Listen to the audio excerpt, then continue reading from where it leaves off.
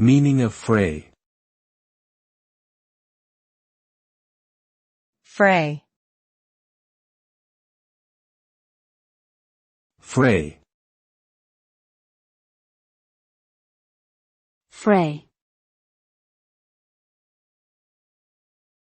Fray.